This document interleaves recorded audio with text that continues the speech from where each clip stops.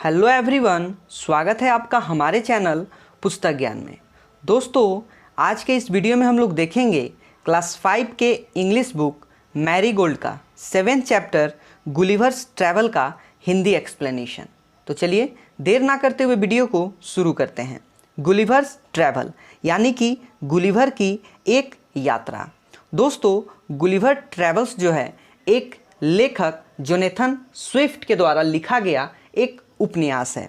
इस उपन्यास में उन्होंने गुलिवर नाम का एक काल्पनिक व्यक्ति के बारे में उन्होंने जिक्र किया है, जो अपने जहाजी यात्रा पर एक जगह से दूसरे जगह जाता है और किन किन परिस्थितियों में वो फंसता है और कैसे निकलता है, उसके बारे में उन्होंने अपने इस उपन्यास में बखूबी बेहतर तरीक़ा से लिखा हुआ है।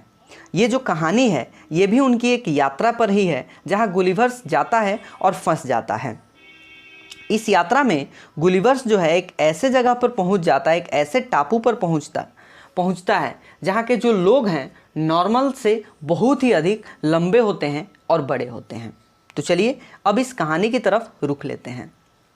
इसमें सबसे पहले बताया गया है कि जब कोई व्यक्ति अपने जीवन की कहानी को खुद कहता है तो उसे हम लोग आत्मकथा कहते हैं, यानी कि ऑटोबायोग्राफी कहते हैं।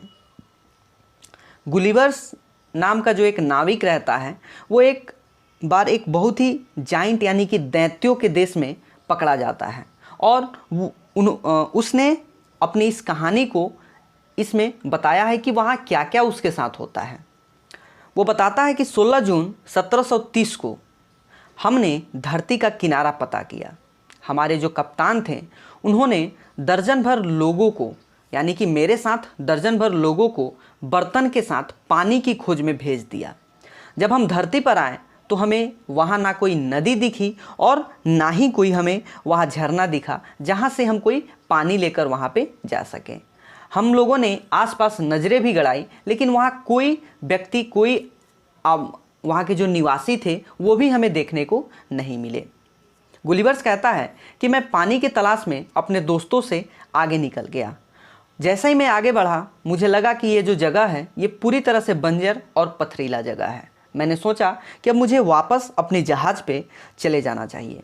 गुलिवर जैसे ही मुड़ता है वो देखता है कि उसके जितने भी साथी थे, दोस्त थे, जो नाव से बाहर निकलकर उसके साथ आए थे, सभी नाव पर सवार हो चुके हैं और अपनी जान बचाने के लिए वे लोग नाव को जल्दी जल्दी चला रहे हैं।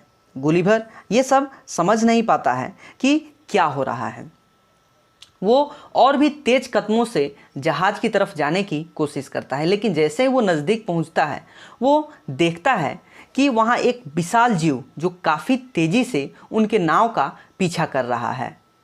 महासागर का पानी केवल उसके घुटने तक ही पहुँच रहा है और वो जो राक्षस है तेज़ी से उस चलती नाव के पीछे भाग रहा है। चूँकि वो नाव तेज़ गति से भाग रहा था, इस कारण से राक्षस उस तक नहीं पहुँच पाया।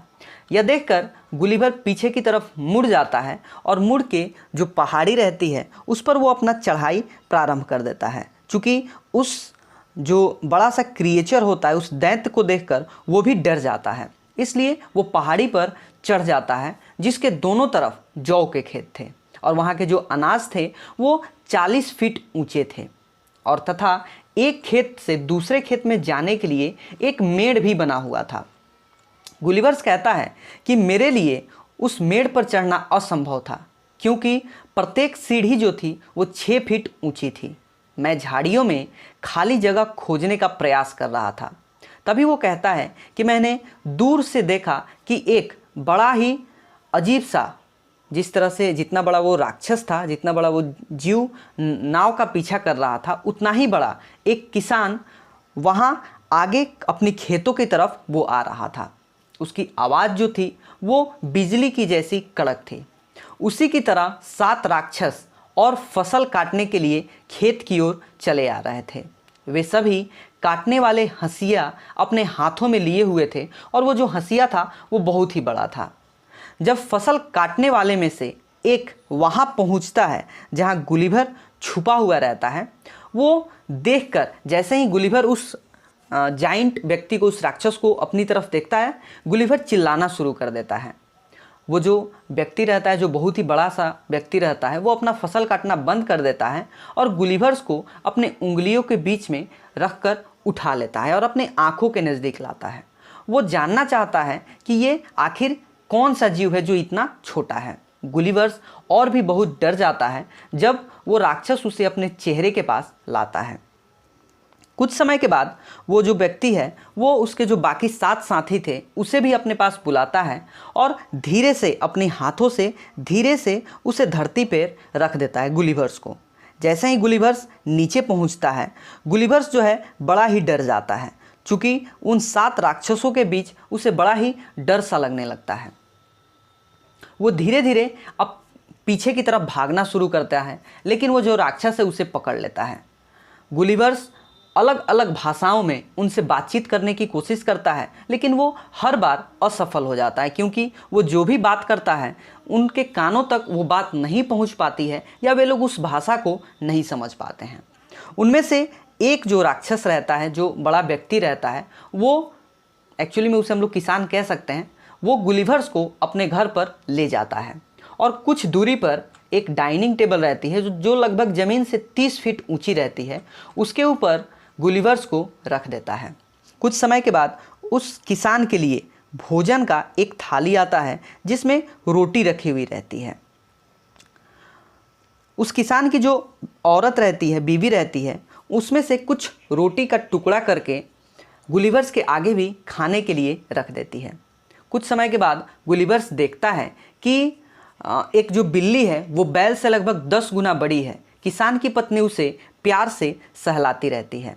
उसी समय किसान का जो लड़का है वहाँ पे पहुँचता है और जैसे ही वो गुलिवर्स को देखता है उसे पकड़ के वो अपने मुंह में रख लेता है। यह देखकर जो किसान की पत्नी है अपने बच्चों को जोर से खींचती है और बच्चे के मुंह से गुलिवर्स नीचे की तरफ निकल जाता है। जैसे ही वो नीचे गिरता है, किसान की पत्नी उसे अपने पल्लू में पकड़ लेती है। पकड़कर जब ये लोग भोजन कर लेते हैं, उसके बाद किसान की जो पत्नी रहती है गुलिवर्स को एक छोटे से बिस्तर में सुला देती है और उसके ऊपर सफ़ेद रुमाल से वो उसका मुंह ढक देती है।